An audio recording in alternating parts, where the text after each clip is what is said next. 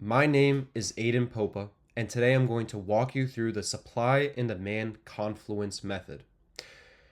Most traders lose because they treat supply and demand like a coloring book.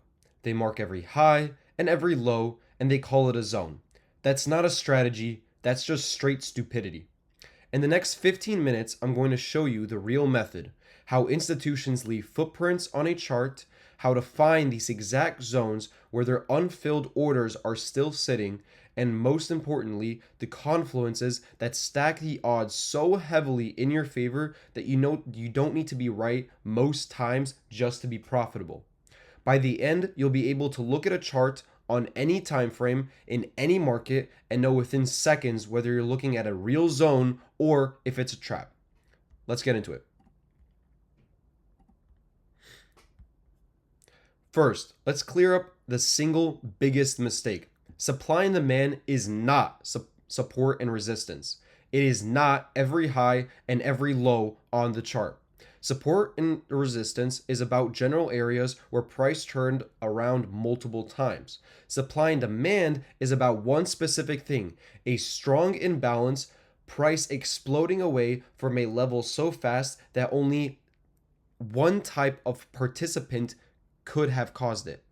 So when you see a price step upwards, green candle, small pullback, green candle, drifting along, that is not demand. There's no imbalance there. What we're hunting for is a tight base followed by aggressive decision launch.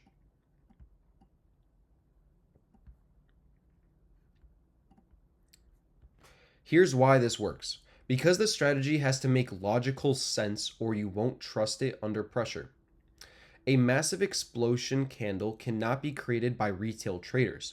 Only banks and large institutions, players moving millions of dollars, can generate that kind of imbalance in the market. That violent candle is their footprint. That's what we're looking for. And here's a key insight. When they push away that fast, they often can't fill their entire position. Let's say they wanted 100,000 contracts, but only got 80,000 before price ran. They've still got 20,000 resting orders at that level. When price returns, those orders get filled and price reacts again. We are not predicting this first move. Rather, we are positioning ourselves to ride that second move after tapping in to this demand zone. Every zone has exactly two ingredients. One, the basing, a tight consolidation where buyers and sellers are roughly balanced. Two, the strong move away, the imbalance that breaks that balance. We draw the zone with two lines. The proximal line is the edge closest to the current price. That is currently what we are targeting when we want to get limited ordered in. The distal line, that is the edge furthest from price. Easy way to remember it is distal equals distance, and yeah, the space between those two lines is your zone, your wiggle room. The cleanest zones are tight, 1 to 4 candles. Messy bases with 10 or 11 candles suggest a weak imbalance, and I usually pass when we get to kind of these huge distal loans where we're stretched so far and the demand zone is more than 50 to 70 points away. There are only two types of zones you will ever need when you want to trade supply and demand. First, peaks and valleys. Reversal zones at the top and bottoms of moves.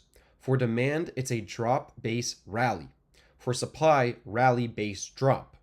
These are your trend reversal trades. Second, we have the continuation patterns, my favorite, found in the middle of a move. For demand, that's rally base rally. For supply, drop base drop. They signal a pause. They don't signal a reversal, often signal candles bases, which I love. Whichever type of process is identical, spot the sharp move first, then identify the base. Move away first. Always. Not all moves away are equal. The grading them is one of the most important skills you'll build. A poor move away drifts off slowly from choppy candles. I won't trade these. A decent move from clear direction but weak follow through. An A plus move is explosive, large bodies, little to no wicks, zero hesitation. The strongest of all is a GAP. Price leaps without trading through a level at all. But hear me clear. The best zones can still fail, and the worst zones can still work. This is a probability game. We're stacking odds over hundreds of trades. Precision in drawing is everything because it sets your risk to reward. For a demand zone, the distal line goes at the lowest wick of the basing candles. The proximal line, though, goes at the top of the body or wick of the base for supply mirror image. Okay? Capture the whole base, don't cut through candles, and zone size is a trade-off. A tight zone gives the best risk to reward, but a higher chance of being missed. A wide zone feels more reliable at a worse ratio. I live in the middle. Back test it and pick what gives you most confidence when you're trading. These are small zones, really high risk to reward, right? A really low risk but very high reward, medium zones, and large zones, right? Risk reward is a lot lower. However, these zones I find to be the most profitable, and out of the two, I always try to go into the middle. However, I'd always recommend a large zone over a small zone. Now, the heart of this method, the confluences. A confluence is anything that stacks extra probability onto a zone. The more you stack, the better your odds. Confluence number 1 is the strength of the move away. We want that explosive, large-bodied candle with little to no wicks. A Marabuza. A full-bodied candle that signals momentum with zero hesitation. The cleaner the move, the cleaner and more violent the departure, the higher the odds the zone holds. This is the foundation every other confluence builds on. Here we can see an example of just that. Confluence number 2 is one of my favorites, the liquidity trap. Picture a clear support level retail has bought multiple times. Everyone's there. Everyone's longing there. Everyone has their limit orders there, and their stop losses just sit below it. Just beneath that support sits your real demand zone, the institutional grade footprint. When price dips through a support, all those retail stops trigger. They're forced to sell. And who's buying their panic sells? You are, alongside the banks. Their stop outs become the fuel for your entry. When you see a clean level sitting just outside your zone, your odds just jumped dramatically because when banks step in, price reacts incredibly fast and incredibly good. Confluence number 3, arguably the most important for bigger profits, multiple time frame analysis. Price is fractal. A zone on the 1 minute behaves exactly like a zone on the daily. Same logic, different scale. Higher time frames are more powerful. A weekly demand zone outguns an hourly supply zone almost every single time. The workflow, map your zones on the higher time frame first. Now wait, do nothing until price reacts to that zone.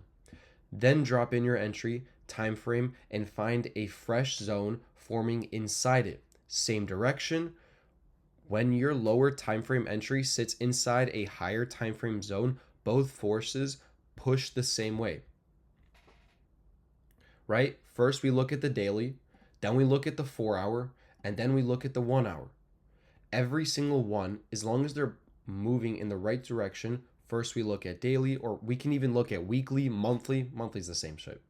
Look at weekly, bang, we're looking for shorts. We're in a short zone. Bang, 4 hour. Look at it. If we're also in a large supply zone on the 4 hour, look at 1 hour. Are we close to tapping? Are we in a 1 hour? Scale down. Let's go to the 15 minute. 15 minute.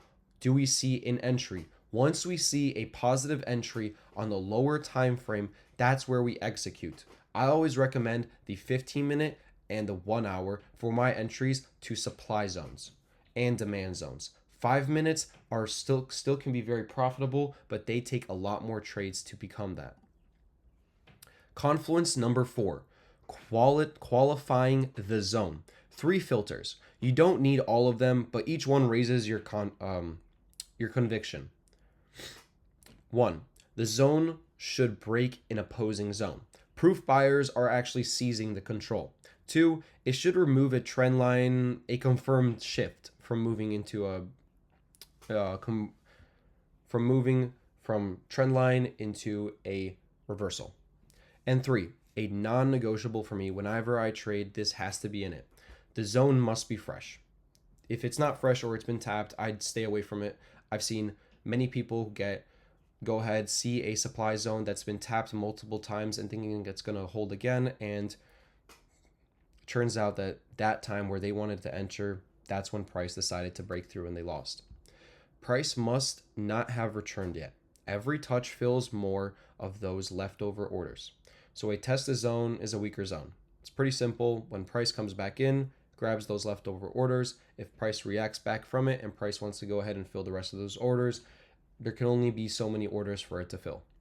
First touch only. When a zone breaks structure, removes a trend line, and it's fresh. That's about as high conviction as it gets.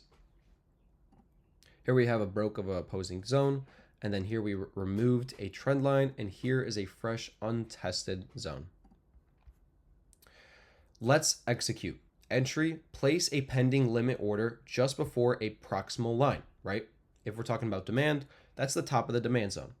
Set it and walk away. No fear, no chasing. That's the best method 98% of the time.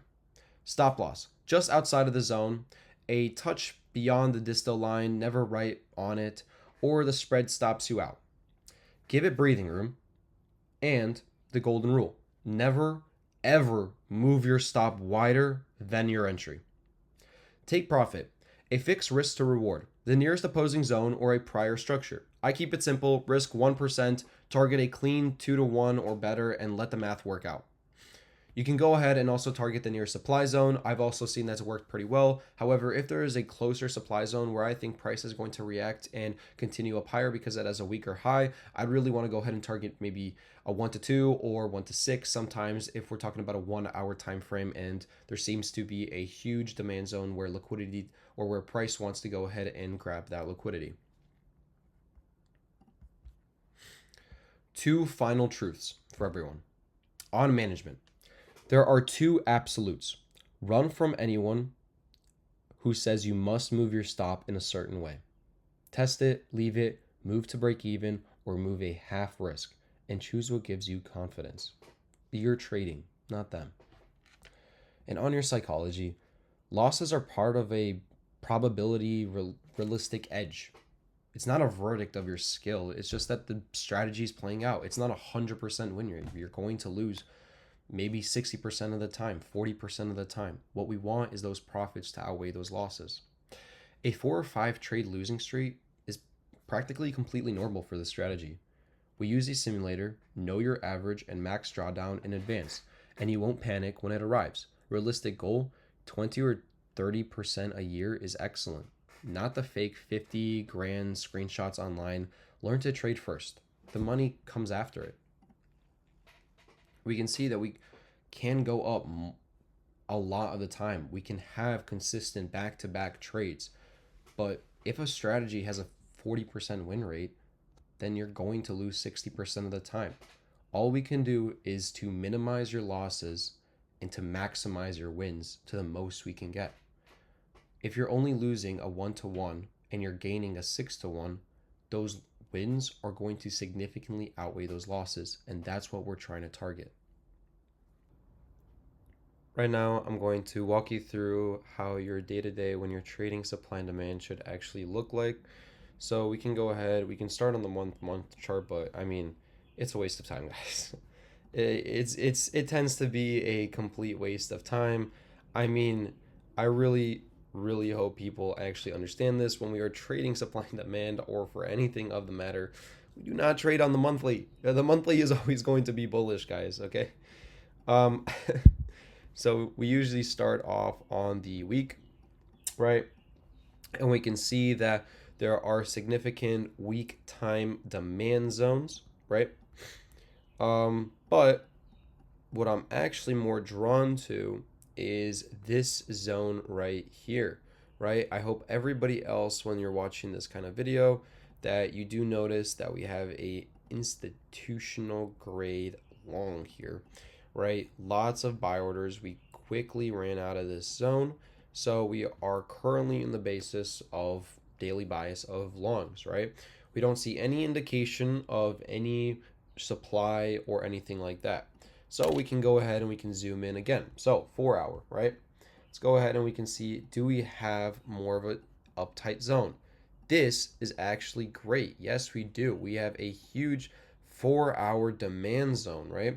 So if we have a 4 hour demand zone, we're going to be looking at the proximal line, which is at 30,082.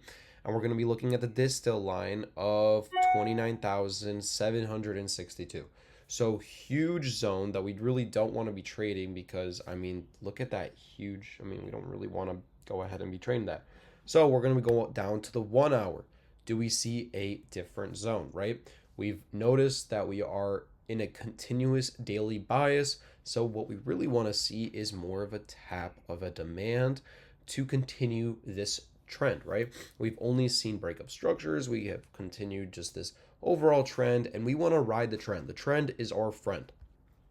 So we see a great example right here of this demand zone came right here that was created at 30,263. Maybe that lines up with something else. We see a institutional grade. I mean, holy, look at that.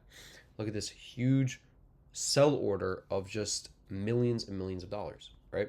We're going to now go down to the 15-minute, my favorite zone, right?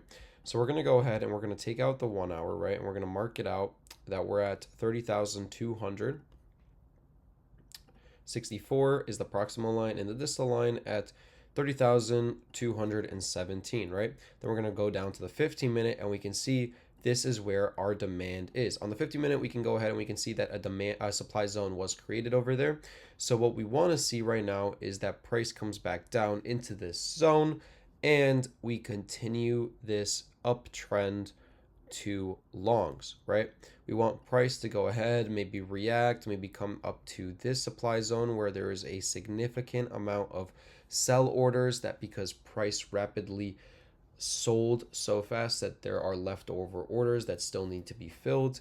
And then we want to see a price move down into this 1 hour demand zone where we want this price to hold, where we still haven't tapped, right? This and this have not tapped. They were close to the demand zone, but not tapping it, which is very important because we are not entering off of a multi-tap zone. We are entering off of a fresh demand zone. So what we want to go ahead and see is price come in, come tap over here on the first reaction and continue and sweep out these orders and to target this weak high.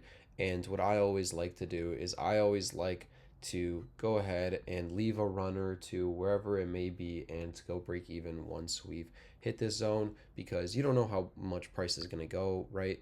This is the NASDAQ, so we continue higher every single session. So sometimes if I'm trading Asia and one of these trades does happen in Asia session, I always like to leave my order to throughout New York until 3 p.m. where we see a close of New York session and just see kind of where it takes us, or maybe we just hit break even. But hopefully this helps of just kind of the step-by-step of what time frames you should be looking at and what you should really be targeting, and having the power of these multi time frames. Can you actually see a story play out? I think it's really great and hope this helped.